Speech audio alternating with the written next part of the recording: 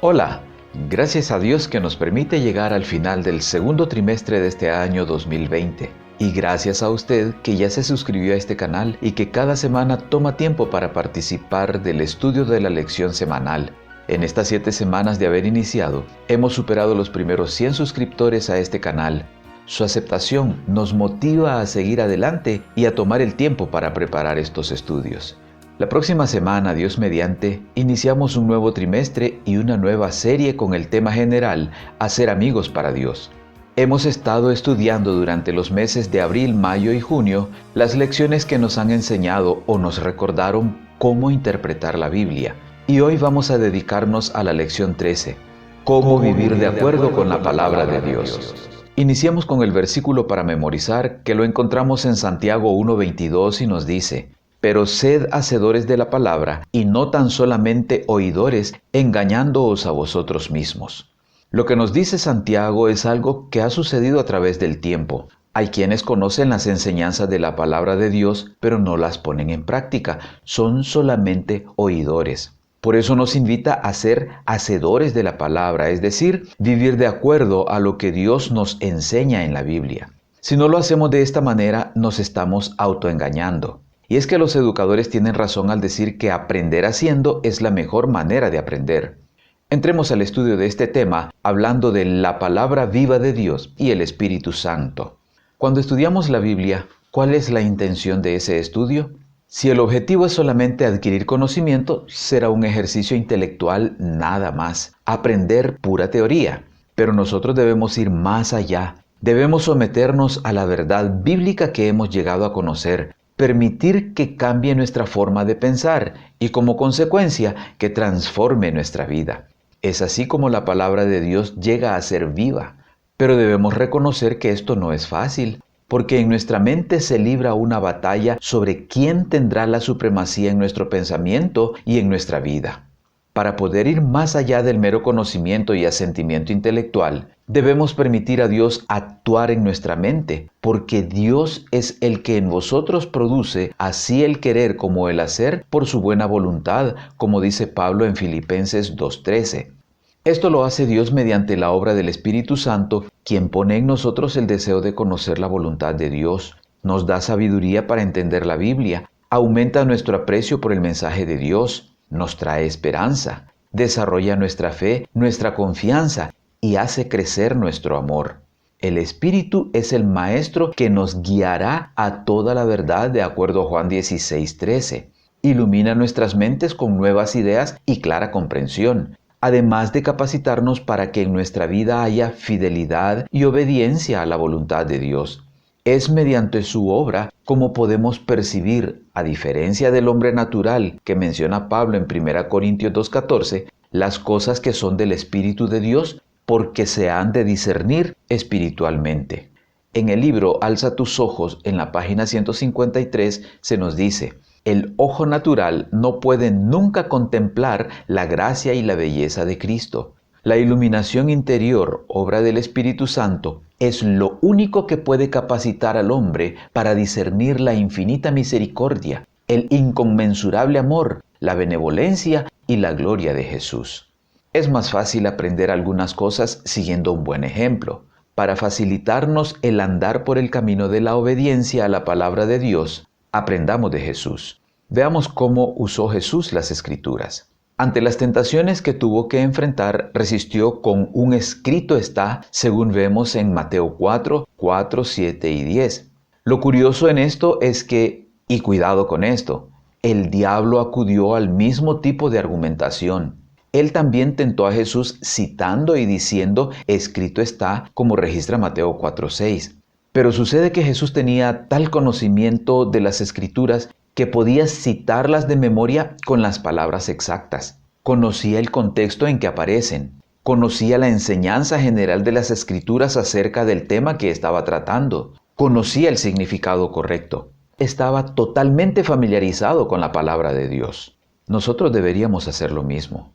Habría que aprender de memoria algunas porciones de la Biblia, incluso capítulos enteros, para repetirlos cuando Satanás aparece con sus tentaciones. Cuando Satanás trata de conducir la mente para que piense en cosas terrenas y sensuales, la forma más eficaz de resistirlo es decir, escrito está, como nos dice en el libro Mente, Carácter y Personalidad en el tomo 2, la página 661. En otras circunstancias, al tratar Jesús con sus seguidores, abría sus mentes remitiéndolos a lo que está escrito, como comprobamos en Lucas 24, 45 y 46, en Mateo 11, 10, en Juan 6, 45 y en otros pasajes. Cuando era cuestionado por los intérpretes de la ley, por ejemplo, daba por sentado que ellos leían las Escrituras y que podían llegar a comprender correctamente su significado. Así que los enfrentaba con la pregunta, ¿qué está escrito en la ley? ¿Cómo lees? Esto en Lucas 10:26.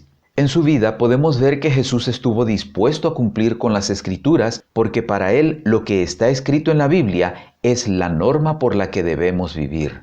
Pero ¿será como algunos creen que en algún momento encontramos a Jesús versus las Escrituras?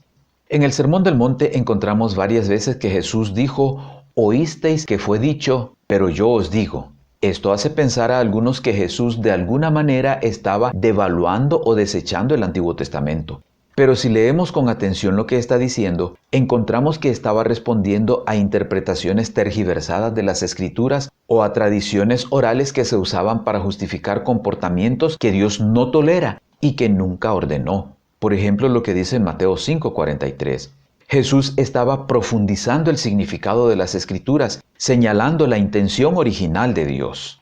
Ya el Antiguo Testamento anticipaba en Isaías 42:21 que Jehová se complació por amor de su justicia en magnificar la ley y engrandecerla. Y Jesús mismo dijo lo que registra Mateo 5:17. No penséis que he venido para abrogar la ley o los profetas. No he venido para abrogar, sino para cumplir. Así que Jesús, en vez de debilitar la autoridad de la Escritura, la defendió, la magnificó y la estableció como una guía confiable.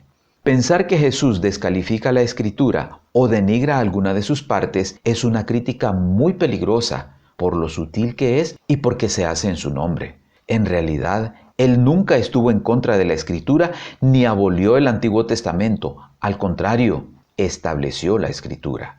Para poder sacar provecho de lo que Jesús magnificó y estableció como guía para nuestras vidas, debemos tomar tiempo a solas con la palabra de Dios. Tiempo es lo que nos falta. Tenemos tantas cosas por hacer. Pero, ¿en qué ocupamos el tiempo? Ocupamos el tiempo en el trabajo que en muchos casos apenas nos provee lo suficiente para sobrevivir. En el trabajo que además de proveer para cubrir las necesidades básicas de la vida, nos ocupa tanto porque hay cosas que queremos obtener para sentirnos felices y realizados. Lo ocupamos en actividades de ocio que nos distraen y consumen nuestro tiempo. Y si no nos alcanza el tiempo, ¿qué actividades dejamos de lado? Sucede que lamentablemente terminamos dejando de lado a Dios. Y no es que no creamos en Él, simplemente las otras cosas que hay que hacer nos absorben de tal manera que no tenemos el tiempo necesario para dedicarlo a Dios.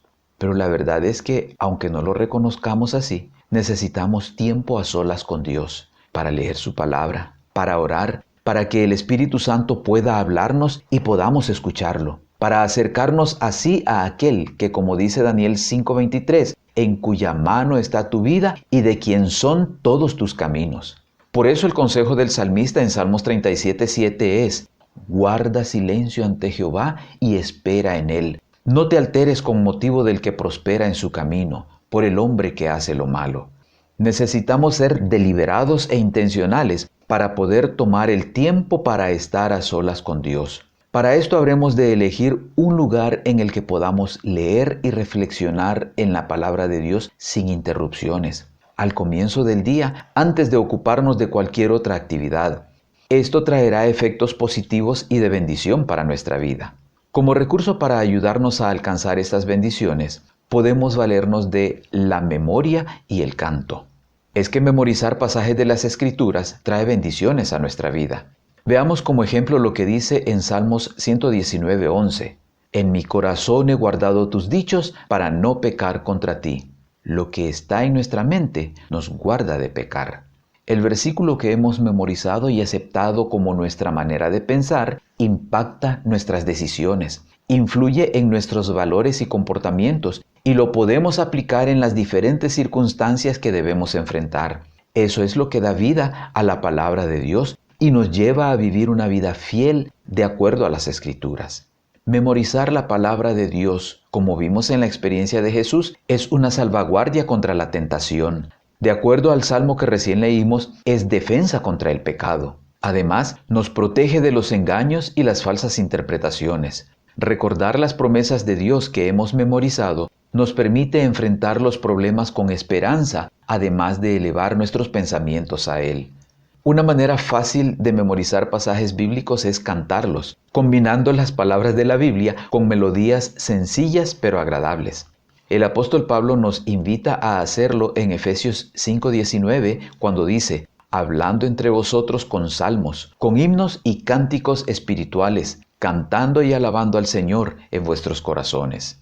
Las palabras de las Escrituras han sido la inspiración para oratorios, sinfonías y otras obras musicales de fama mundial. Composiciones como esas elevan nuestra mente y pensamientos a Dios mientras influyen de una manera positiva en nuestra vida. Nos damos cuenta que lo realmente importante al estudiar e interpretar la Biblia correctamente es aprender a vivir en obediencia a la palabra de Dios.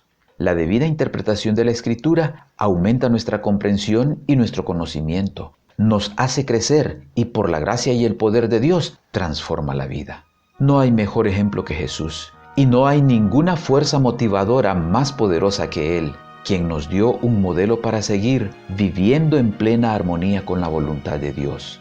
¿Seguirá usted el ejemplo de Jesús? Vivamos nuestras vidas en armonía con la palabra de Dios.